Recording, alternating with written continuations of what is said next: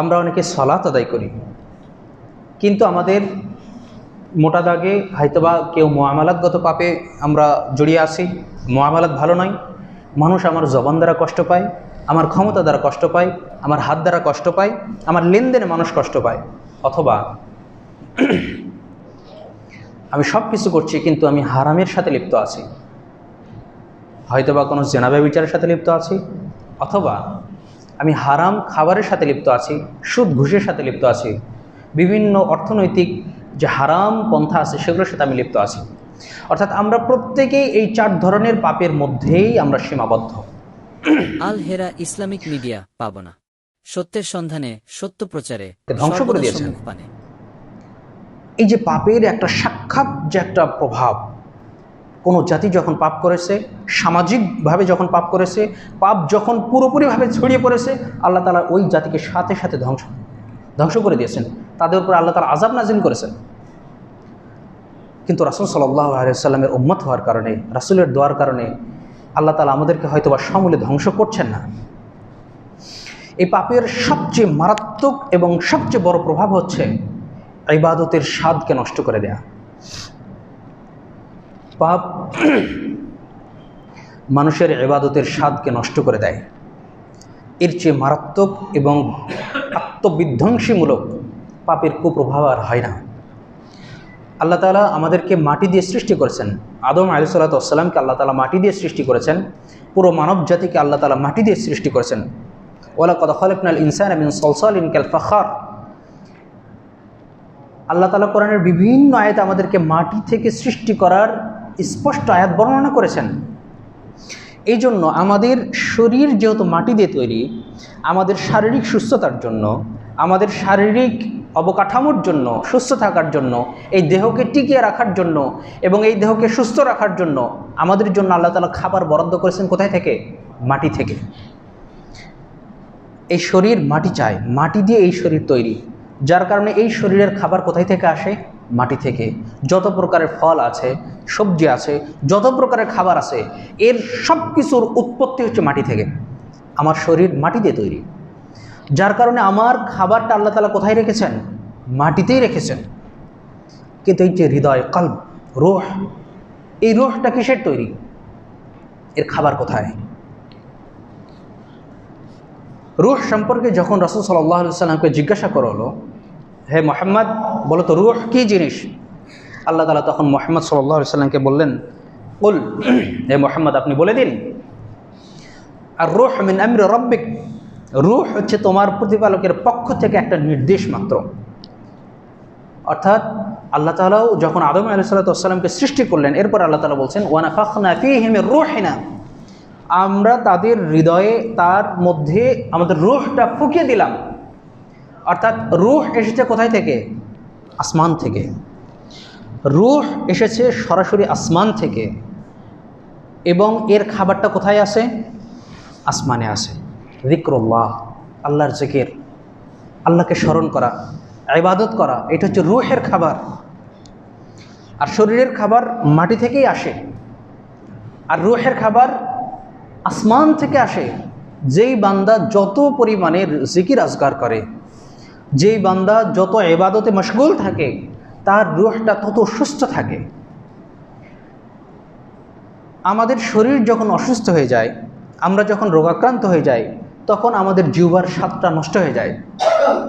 আমাদের পছন্দের খাবারও যদি আমাদেরকে দেওয়া হয়, আমরা কিন্তু সেটা খেতে পারি না, কারণ আমার শরীর অসুস্থ, আমি রোগাক্রান্ত, আমার কাছে সুস্বাদু খাবার, আমার কাছে কোনো স্বাদ নেই, তিক্ত। তেমনিভাবে হৃদয় যখন পাপের দ্বারা রোগাক্রান্ত হয়ে যায়, তখন এই হৃদয়কে ইবাদত আর স্বাদ লাগে না। সে সালাতে তৃপ্তি পায় না, সে সিয়াম পালন করে সিয়ামের হক আদায় করতে সে তৃপ্তি পায় না, সে আত্মীয়তার সাথে সুসম্পর্ক বজায় রেখে তৃপ্তি পায় না, আল্লাহর ইবাদতে তার তৃপ্তি আসে না, কোরআন তিলাওয়াতে তার তৃপ্তি আসে না। কারণ বিভিন্ন মাধ্যমে যে আমরা শরীরকে রোগাক্রান্ত করার কারণে আমাদের দেহের খাবারের প্রতি যেমন আমাদের স্বাদ নষ্ট হয়ে গেছে, তেমনিভাবে পাপ আমাদের হৃদয়ের স্বাদকে নষ্ট করে দেয়, ইবাদতের স্বাদকে নষ্ট করে দেয়, যার কারণে আমরা ইবাদত বিমুখ হয়ে যাই। বিষ যেমন পাপ হৃদয়ের আমাদের দেহের ক্ষতি করে। ইমাম ইবনুল কাইয়্যিম আজ-জাওজি রাহিমাহুল্লাহ তার আদ-দাউ ওয়াদ-দাওয়া এই গ্রন্থে তিনি বলেছেন, বিষ যেমন মানুষের শরীরের ক্ষতি করে, অর্থাৎ বিষ পান করার পরে মানুষ যদি তার চিকিৎসা করতে দেরি করে তাহলে ওই বিষের কারণে ওই ব্যক্তিটা মারা যায়।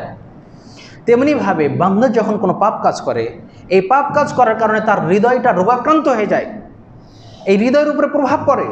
যদি এই বান্দা এই হৃদয়ের আশু চিকিৎসা না করে, আল্লাহর দিকে যদি সে ফিরে না আসে, সালাতের দিকে যদি সে ফিরে না আসে, জিকিরের দিকে যদি সে ফিরে না আসে, তাহলে এই হৃদয়টা ওইভাবে মারা যায়। এই জন্য পাপের সবচেয়ে বিধ্বংসী প্রভাব হচ্ছে আমাদের হৃদয় থেকে ইবাদতের স্বাদ নষ্ট করে দেয়া।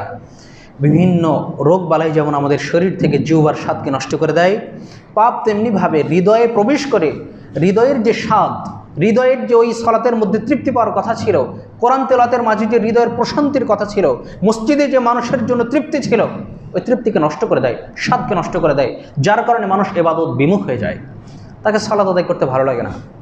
ফজরের সময় হাইয়া আলাস সালাহ হাইয়া আলাল ফালাহ, আল্লাহ তাআলা মুয়াজ্জিনের জবানে ডাকছেন, মসজিদে হচ্ছে বারাকাত আছে, মসজিদে হচ্ছে নিয়ামত আছে, মসজিদে কল্যাণ আছে, এখানে আসো।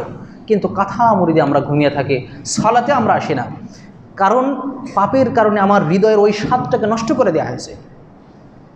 এই জন্য একজন ছাত্র তার শায়েখকে বলেন, শায়েখ আমরা তো প্রতিদিন পাপের সাথে জড়িত আছি, প্রত্যেকটা সেকেন্ডে আমরা পাপ কাজ করছি, পাপের কোনো শাস্তি আমরা পাচ্ছি না কেন? এই যে পাপ করছি, পাপের শাস্তি নাই কেন?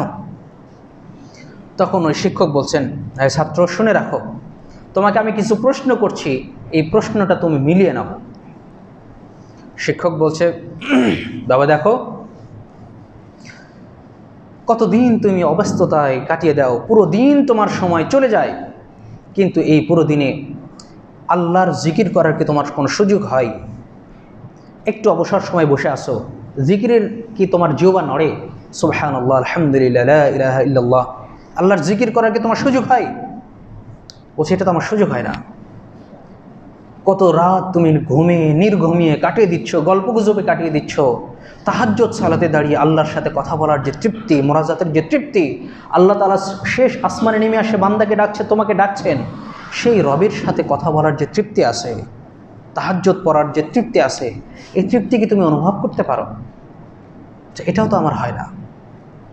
কত ব্যস্ততায় তুমি সময় পার করে দিচ্ছ, পুরো 24 ঘন্টা সময় তোমার চলে যাচ্ছে। এই 24 ঘন্টার সময়ে আল্লাহর কালাম থেকে, কোরআন থেকে কয় পৃষ্ঠা পড়ার তোমার তৌফিক হয়? প্রতিদিন কয়েক পৃষ্ঠা করে পড়ার কি তোমার তৌফিক হয়?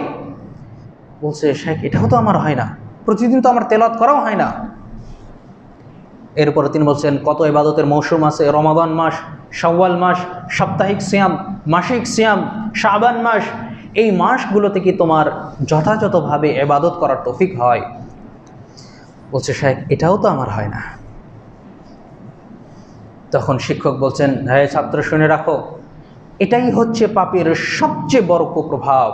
তোমাকে আল্লাহ তাআলা পাপের শাস্তি, সবচেয়ে বড় শাস্তি এভাবেই দিচ্ছেন, তুমি তোমার পাপের কারণে তোমার হৃদয়কে ইবাদত বিমুখ করে রেখেছো, আল্লাহ তাআলা তোমার পাপের কারণে তোমাকে তোমার ইবাদত থেকে বিমুখ করে রেখেছেন, এবং এভাবেই তোমাকে আল্লাহ তাআলা জাহান্নামে নিক্ষেপ করবেন।